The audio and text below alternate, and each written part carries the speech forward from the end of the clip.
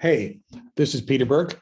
This is Sharp Nine's Meet the Artist interviews.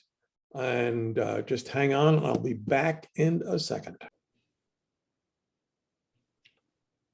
Hey, this is Peter Burke. This is Sharp Nine Meet the Artists. There are two today for their performance on the 23rd of October at Sharp Nine. To my right on my screen is Shaquim Muldrow, saxophonist, mostly tenor player, but I've seen him play other things as well. And below me is Gracie J, who is a vocalist here in our area. And I think both of them are studying at North Carolina Central, if I'm not wrong. Yeah, great. Okay, let's start with Shaquim. Shaquim, what should people know about you regarding this performance? That's a tough question, and I'm not even gonna hold you. I think in regards to the performance, just that I'm working on, expanding my repertoire. I think previously when people have heard me play, it's been a lot of my original music. And so I think it's important to start playing the music of other people and just like getting that knowledge, getting that history, and also working on the things that I'm working on in school, like arranging, just like how to lead a band and everything. I think all those things are things that I'm starting to develop and trying to get to. So you're taking Ellington this time and working through Ellington. And I'll get back to that in a second because there's so many things to choose. Let's see. Also, what do I know about Shaquim? He's originally from South Carolina. And how long have you been in Durham now? I've been in Durham for 7 years. It's only 7. I was thinking 10 for some reason, but no. Almost. Yeah, it's been a while. And the thing that I know about Shaquim is I've seen him grow in not just his skill, but his repertoire. I will post a YouTube link to his last performance with Jim Ketch's Swingtet, and a particularly nice solo to give folks that don't know Shaquim that well a chance to see what he's about. Gracie, tell us a bit about you, perhaps a bit more than Shaquim went into, since most folks don't know you except over there on the NC Central campus. Yeah, definitely. I moved to North Carolina for NCCU from New Orleans. I was living in New Orleans for a little over 2 years, and kind of a lot of the musicians dispersed and went other places for a bit due to COVID, and got a really good opportunity through NCCU to study and to do a little bit of teaching, and so now I've got a lot of great connections with the professors and the students there. What sort of teaching are you doing? I'm a TA, so I actually am I'm TAing one of Shaquim's classes. I'm working with Dr. Bailey and Dr. Hammonds. Oh, excellent. So are you involved in the vocal jazz ensemble? Yes, sir. Oh, I'm happy to hear that. Not surprised, but happy because I've been a vocal jazz ensemble fan forever, ever since I first heard them. And yeah, that's just a great experience. And have you been in an ensemble like that recently? It's interesting. When I was living in New Orleans, I had a group called the New Orleans Wildlife Band, and it was 5 people, and we all sang. Well, it was 6, including the drummer, and everyone sang except for the drummer. So we had myself, a vocalist, another vocalist, and then the bass player who also sang, the sax player who also sang, and the drummer. So I guess, 5 people. But we didn't have any harmonic instruments. There was no piano or guitar. So it was pretty close to a cappella without being, because we had drums and bass. Yeah. We but provided all the chords, and VJE right now is only 6 people. Yeah. So it's just one off of what we had. And we did a lot of the jazz repertoire and some original music, but yeah, that was the last kind of vocal group I was in. Yeah. Yeah. That's cool. And now, what experience have you had before New Orleans? Before New Orleans? Yeah. I did my undergrad in Boston at the Berklee School of Music.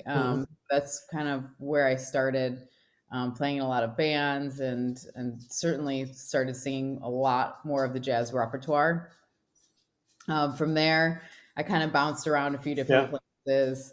Ended up in Tucson for about 3 years, and started singing a lot here. I sang for the Tucson Jazz Festival and a lot of the different venues in the Tucson area. And then I moved to New Orleans, where it was just insane. That's an interesting progression. Boston, Tucson, New Orleans, now Durham. Yeah, there was a lot of places in between, but yeah, even so. But you've had a lot of experience, and that. I mean, that for those people that haven't seen the YouTube video, that I will make sure gets publicized on Sharp 9.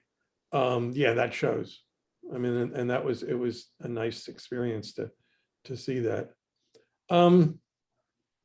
So what have you, let's see, sometimes I'll ask musicians, well, what have you got planned for your gig? And they'll say, we'll figure that out. And sometimes they do have it figured out. Where are you all at about what you'll be doing? What should people look for on Saturday, the 23rd? I think they should look for the music of Duke Ellington. We have our set list already. We're getting charts out to the band. Like, we have everything. Me and Gracie have talked, and like everything's like really solidified. So I'm really excited about it. Like, well, there's so much to choose from with Ellington that it's hard. I mean, there are the most famous, and there are the most obscure things that you might want to do. And who else in the band? We have Chris Mills on bass. We have Zachary Gossett on piano. I think he would hate if I called him Zachary. I only ever called him Zach. I just found out his website or his email is Zachary Gossett. So. Oh, okay, he's fine. And then we have Dorian Dotson on drums. Excellent group. I just in looking for you, Shaquim, on YouTube yesterday, I ran across Zach's sextet that was recording in Greensboro. Yeah. For the things that he's put together. So yeah, that'll be an interesting combination, since you guys have just played together. No, for those folks that don't know all the musicians that he's named, again, we've got this NC Central core of students and graduates that are in the band, and that'll make it even better, for sure. Is there anything else you want to say about that evening, other than people should come? Well, people should come. That's first and foremost. But I think we had talked a little bit earlier. So one of the reasons that I chose Duke Ellington for this is because I was like hanging out at Seagrace. I think it was like one of Al's shows. So there, and Gracie got up and sang, and I was up sitting in, and she was like, "Oh, let's do Sophisticated Lady." And I was like, "Oh, that's really cool. I don't really know that one." And of course, I was like, "Yeah, you're still gonna play it though." So sweet.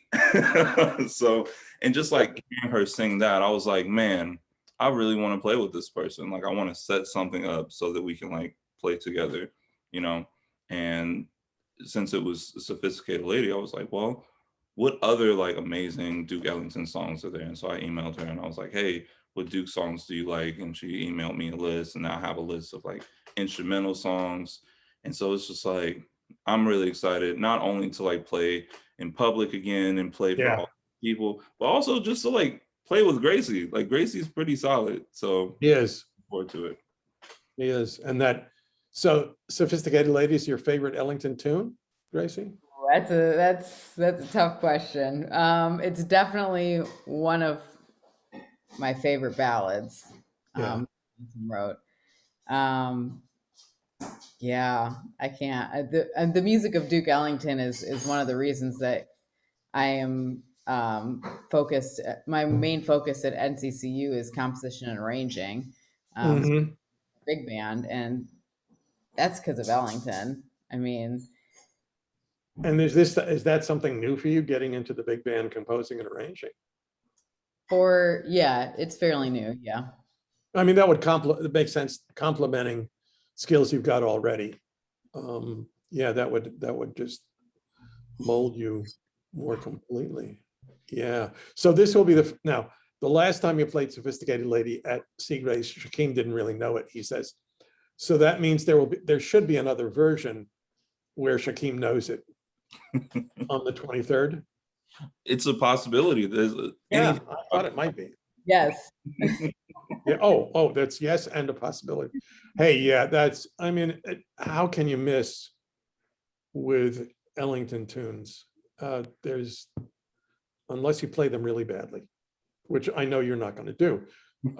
So yeah, that it should be a really, really interesting night for the people that haven't been out, like a number of us, to hear that stuff. That makes it a special night, that you're going to explore Ellington and in depth, but just within an hour and 15 minutes or an hour and a half, or however long that thing is going to be.